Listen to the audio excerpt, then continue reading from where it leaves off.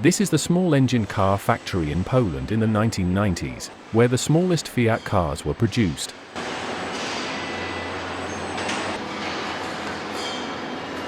Right now, you're watching the beginning of the production process for the famous Fiat 126P, nicknamed Maluch.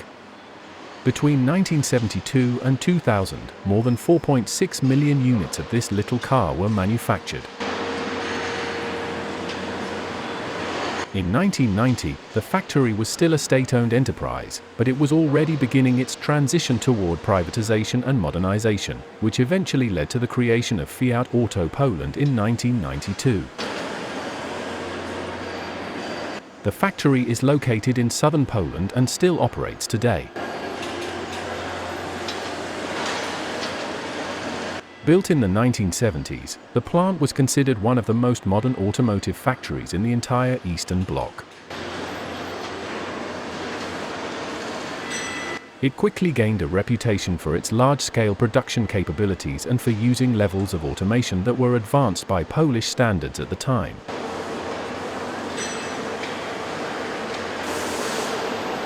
By the late 1980s and into the early 1990s, the factory employed several thousand workers and operated around the clock in multiple shifts to keep up with demand. It specialized in assembling the newer and more refined versions of the Fiat 126, including the water-cooled 126 BIS. During this period, the plant was still transitioning from a state-run enterprise toward a more modern, market-oriented operation. This transformation eventually helped it evolve into one of Europe's most efficient automotive production facilities under Fiat and later Fiat Chrysler. In 1990, the factory's main output consisted of two models, the standard Polski Fiat 126P and the Polski Fiat 126 BIS, a more advanced hatchback variant with a water-cooled engine. After the political and economic changes that took place after 1989, the Polish government began looking for foreign partners. In 1992, Fiat took over the FSM factories in southern Poland and Bielsko-Biała and created a new company called Fiat Auto Poland.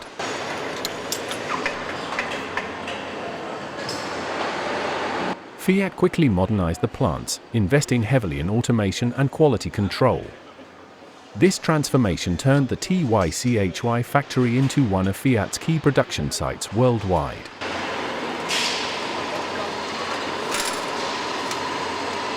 In the 1990s, the Fiat Maluch was valued because it was extremely affordable, easy to repair, and mechanically simple at a time when Poland was transitioning from a socialist economy to a market economy.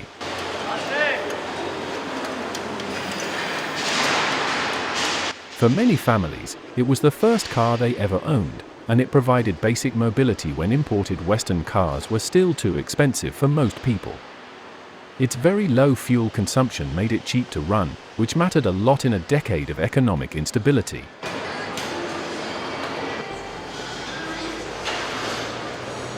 The Maluch was also small enough to be driven and parked anywhere, especially in crowded, developing cities where infrastructure was minimal.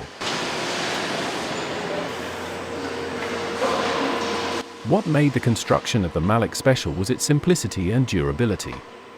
The car was built around a strong, lightweight steel monocoque body with a rear-mounted, air-cooled two-cylinder engine.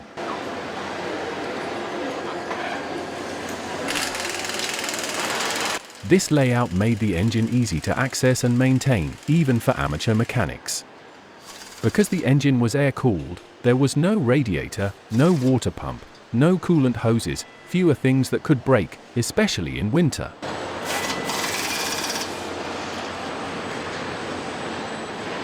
The drivetrain was robust and designed to survive poor road conditions, rough surfaces, and harsh climate. The suspension was simple but effective, giving the Maluch surprising stability for such a tiny vehicle.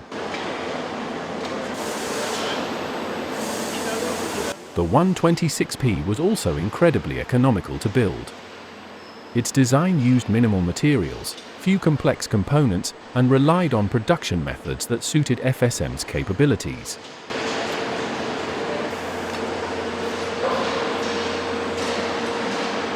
Every part was small, inexpensive, and standardized, which made replacement parts cheap and widely available. This meant the car could be kept running for decades with basic tools and a small budget.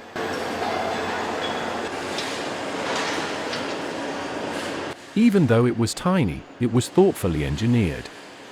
The layout allowed for a relatively spacious interior for its size, and the rear engine configuration improved traction in snow or on muddy roads. The car's aerodynamic shape may have looked simple, but it was efficient for the power it had.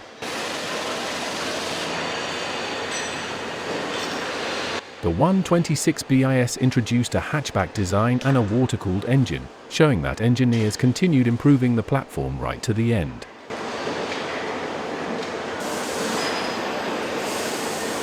Production began with steel body panels that were stamped in large presses. Workers and semi-automated welding robots, introduced gradually in late 1980s, assembled the body shell.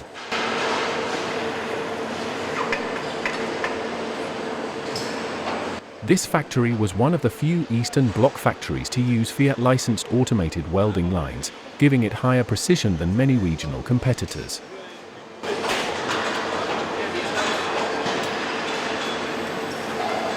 Shells were cleaned, dipped in anti-corrosion baths, and passed through primer and color painting stages.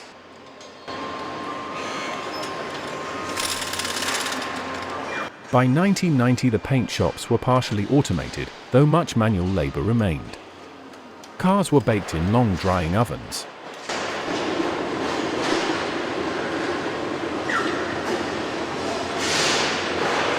Once the car bodies were painted, they moved to the final assembly stage.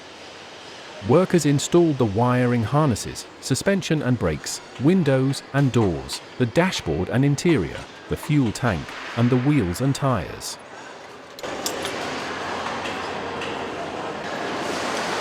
The process was very labor-intensive, with thousands of employees working across multiple assembly lines.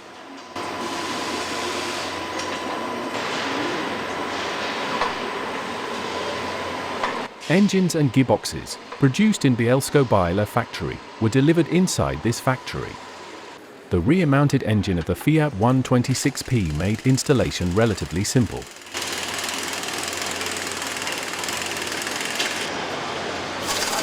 Workers mounted the engine, connected the fuel system, installed the carburetor, electrical components, and exhaust.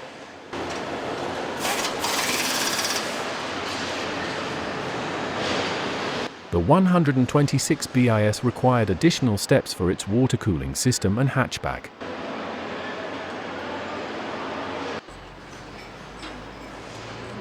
Between 1988 and 1990, FSM employed roughly 20,000 to 23,000 workers across all of its factories.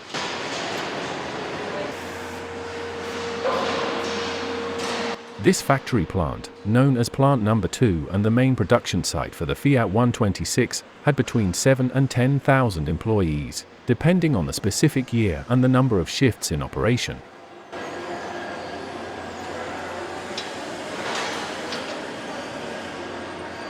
FSM's production reached its peak in the 1970s and 1980s, but the early 1990s still saw a significant number of Fiat 126P cars being produced.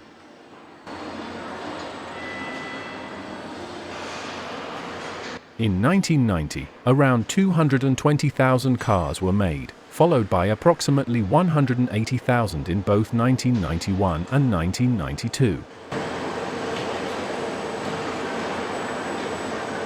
The Fiat 126P is viewed today with a mix of nostalgia, affection, and humor.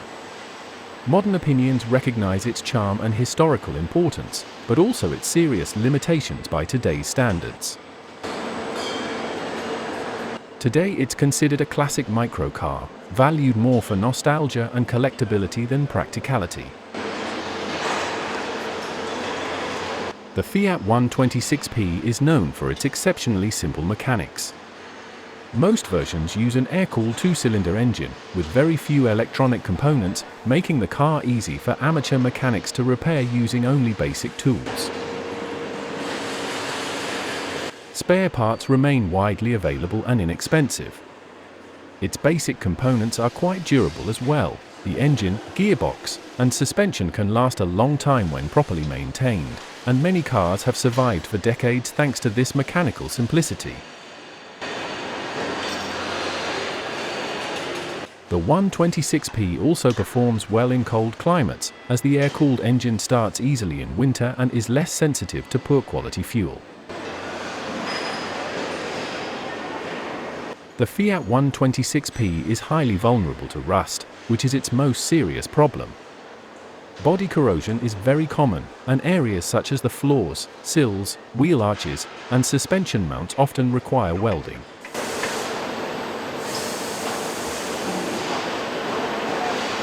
Its small engine is also frequently under heavy stress, with only 23 to 24 horsepower in the 126P and about 25 horsepower in the 126BIS. It must run at high RPM, which leads to faster wear, especially when driven aggressively or on long trips.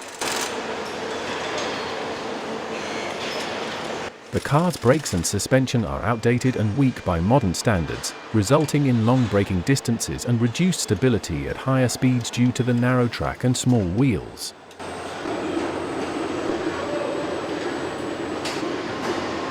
In 1993, production fell to about 150,000, and by 1994 to 1995 numbers declined further as the Cinquecento and later the Seicento became the main models. Overall, the Fiat 126P continued in large-scale production until 2000, although annual output steadily decreased after 1992. After production, each Fiat 126P went through a standard series of tests in the FSM factories. The process usually began with a static inspection, where workers checked the body panels, paint, interior assembly, electrical systems, and all fluid levels. Any defects found at this stage were corrected immediately.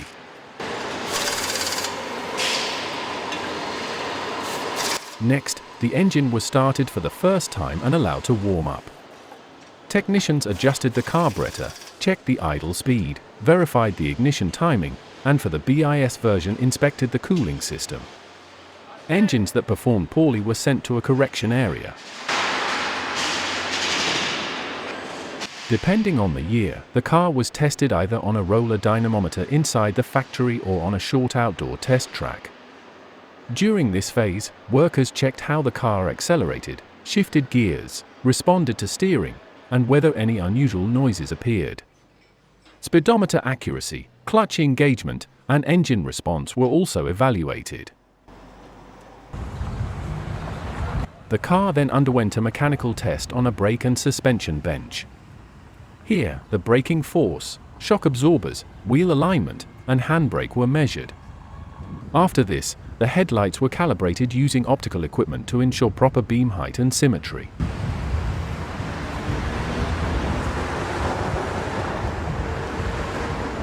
Before leaving the factory, the Maluch was given protective wax, interior seats were covered with plastic, and the cars were grouped by color and version for transport, most often by rail. Despite its simplicity, every Fiat 126P underwent a thorough testing routine that ensured it met both FSM and Fiat standards.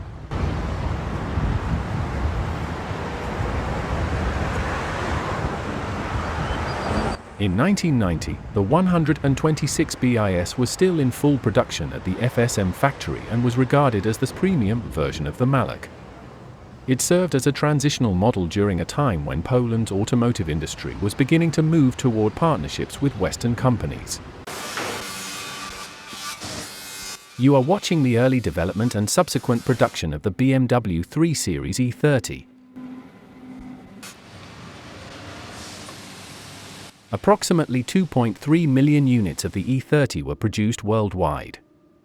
During the 1980s, around 6,000 workers were employed at BMW's factory near Munich, Germany.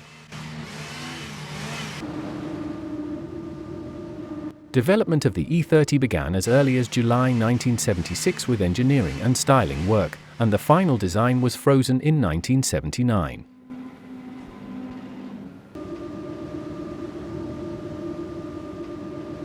Even at this early stage, BMW used computer-aided design, an advanced approach for the time, to refine the vehicle's styling and structure.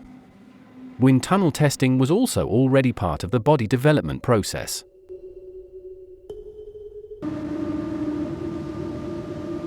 Series production started in October 1982 and continued until 1994, making the E30 one of BMW's first truly high-volume models.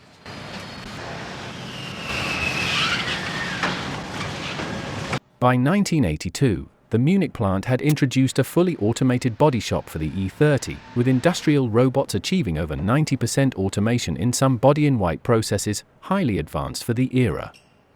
By 1984, annual production had increased significantly, reaching 285,000 units across all plants.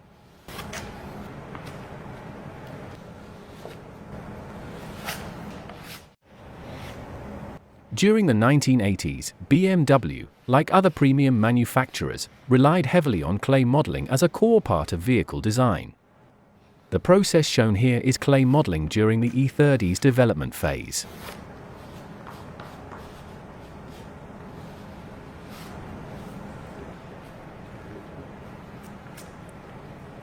Designers began with hand-drawn sketches, which were then translated into full-scale, 1:1 clay models built directly in BMW's design studios. From initial concept to production-ready vehicle, the E30's design process typically took 3 to 4 years. Today, the BMW E30 has evolved from being seen as just an old BMW into a modern collectible.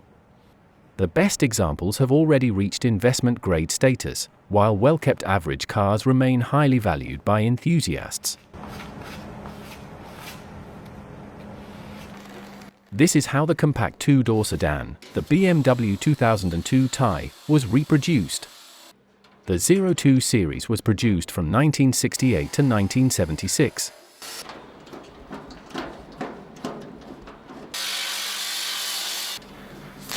A full restoration can take hundreds or even thousands of hours, often spanning up to 2 years.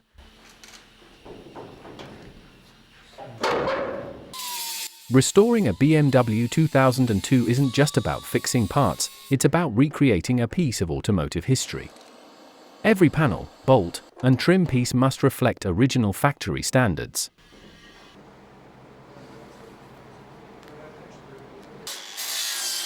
The body is stripped to bare metal, thoroughly inspected, and meticulously repaired before being repainted in classic BMW colors.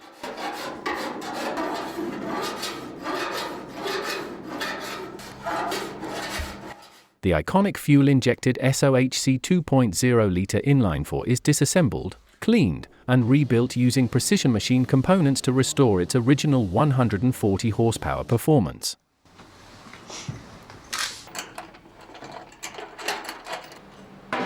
Special attention is given to the mechanical fuel injection system, which sets this model apart from carbureted versions.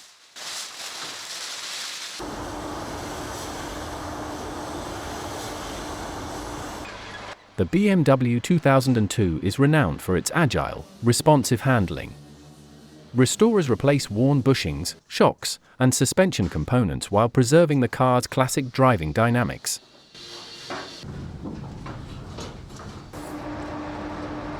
Right now, you're watching the car body being painted. Restoration begins by removing all old paint, rust, and undercoating, exposing the BMW 2002's bare metal body.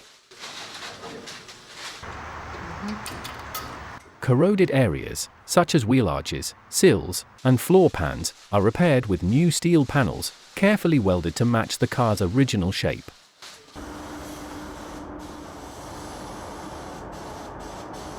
The restoration team then methodically fits all components to the body, much like a production assembly line. Total production across all 02 series variants reached approximately 888,000 units.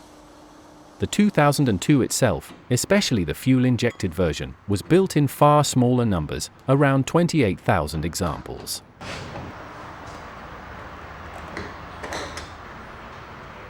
Lightweight and compact, the BMW 2002 delivered exceptional nimbleness and driving enjoyment compared to heavier cars of its era.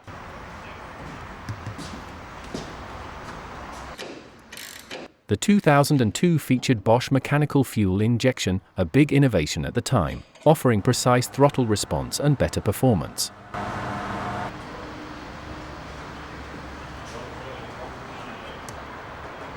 Its perfectly balanced chassis and rear-wheel drive layout became a hallmark of BMW driving pleasure.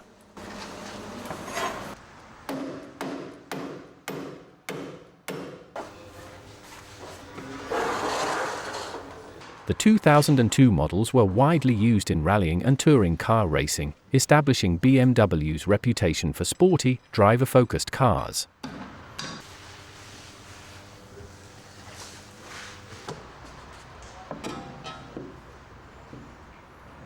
Nothing fancy or complicated, just well-built mechanics and an enjoyable driving experience.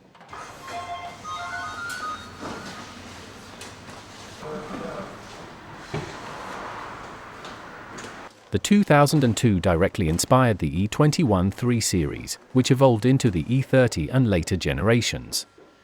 It's often seen as the car that defined BMW's modern sports sedan philosophy.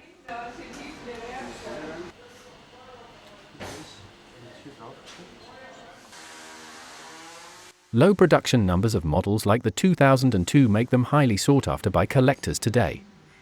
A fully restored 2002 commands premium prices at auctions due to its driving purity, historical significance, and rarity. Now, the restoration department worker installs the upholstery, and the car will be finished.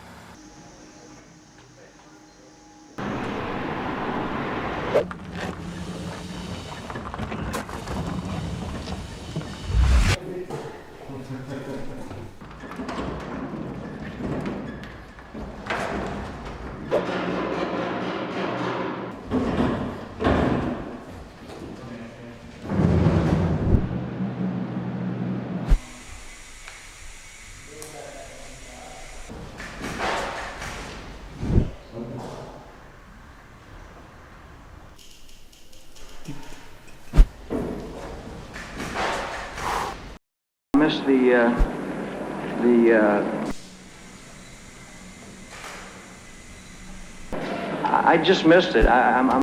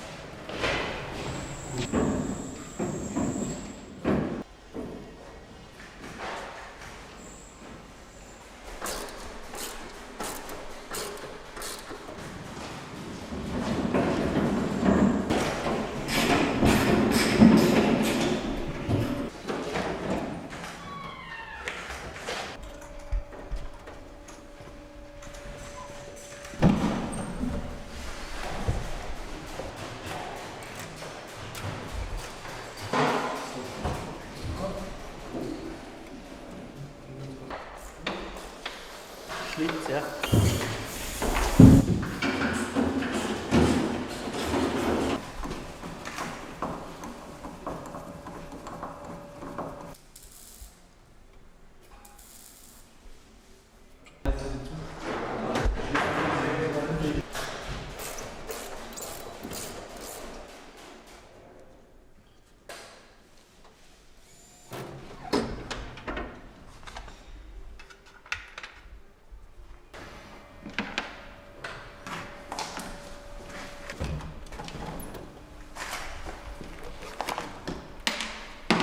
Karosserienummer ist immer eine Zahl unter der Fahrgestellnummer. Also das heißt,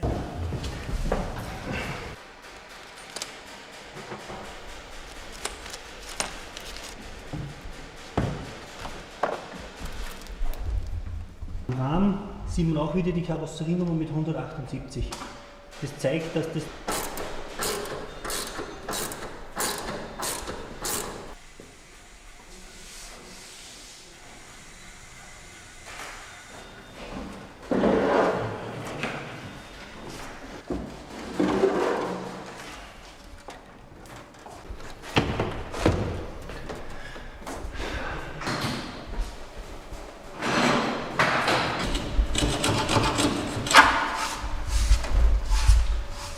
sehen wir die Karosserienummer, die Nummer 178, das heißt, die Fahrgestellen.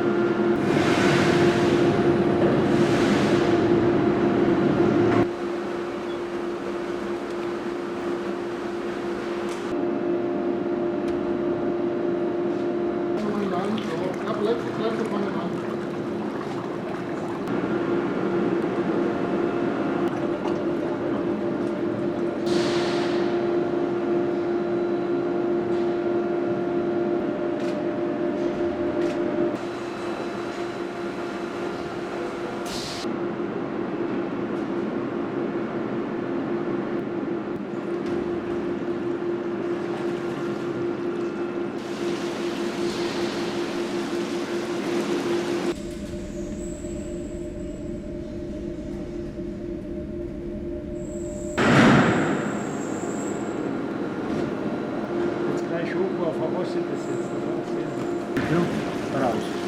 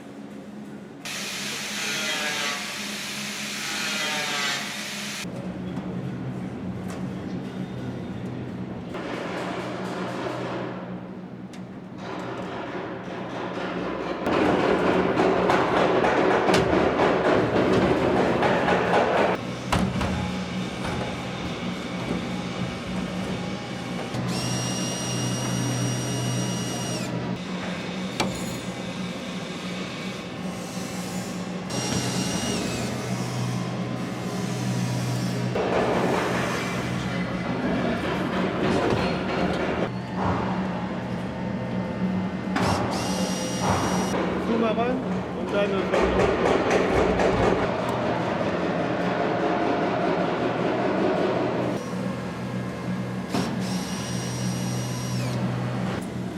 so, ist die Post.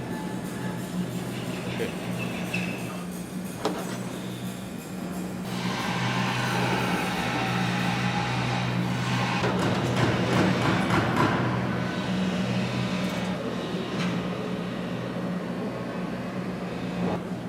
Ah, passt.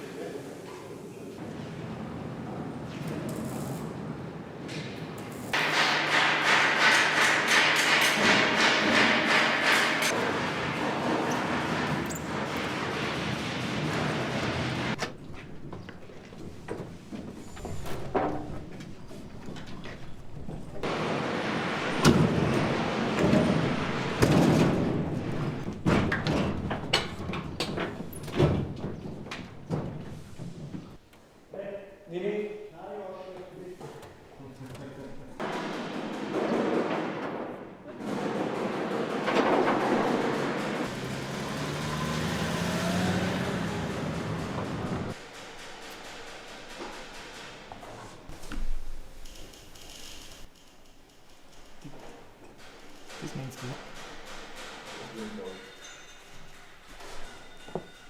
Schön langsam machen, dass nicht genau sieht.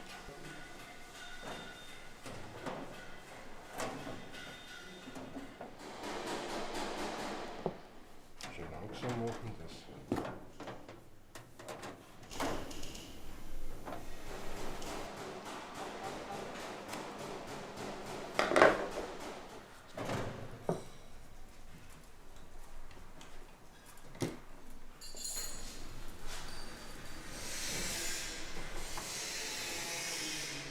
schnell zu fliegen, sehr gut. Gut gemacht.